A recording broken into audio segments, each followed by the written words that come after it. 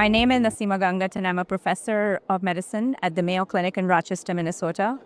And today I'll be presenting results of the RALI-MF study, which is a study of this 0974 in patients with myelofibrosis and anemia.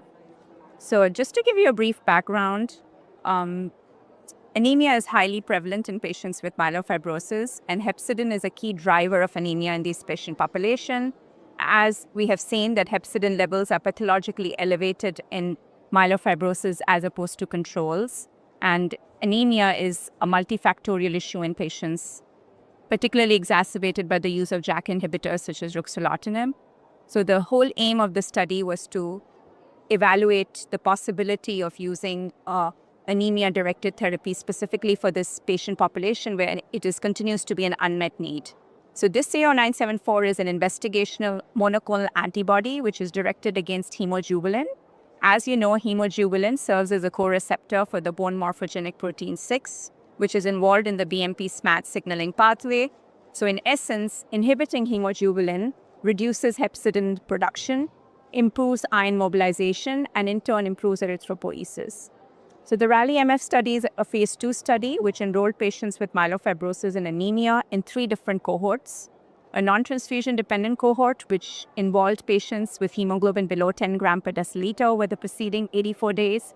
A transfusion dependent cohort which was stratified into low transfusion needs and high transfusion needs based on the burden of red blood cell transfusions given over the preceding 84 days. 1 to 2 units for the low transfusion burden and 3 to 12 units for the high transfusion burden. The planned enrollment for this study is 90 patients. The drug is administered as a subcutaneous injection at 50 milligrams every month, and treatment consists of 6 cycles, and at the end of 6 cycles, anemia response is determined, and if the patients achieve an anemia response, they move on to a continuation phase of the study. So we are going to be presenting results on 61 patients that have been dosed thus far, of which 82 was eligible for efficacy analysis. The majority of the patients, 75%, have moved on to the continuation phase of the study.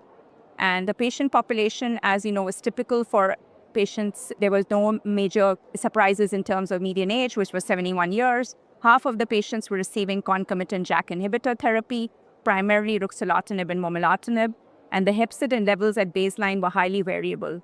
So treatment with this 0974 actually reduced hepcidin levels regardless of the baseline hepcidin values and transfusion status, and this led to mobilization of iron, and this took place rapidly within 1 month of treatment.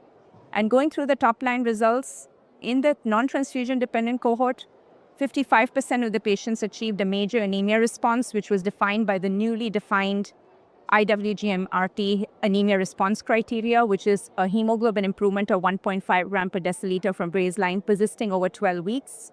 And a minor response was achieved by at least 68% of the patients, so leading to an overall response rate of 68%. And these responses persisted in the continuation phase of the study. They occurred early within 1 month of treatment. The same results held true for the low transfusion dependent and the high transfusion dependent patients. For low transfusion dependent, the anemia response was 2/3 of the patients, and they did not receive transfusions for a minimum of 16 weeks with a minimum hemoglobin requirement of 7 gram per deciliter.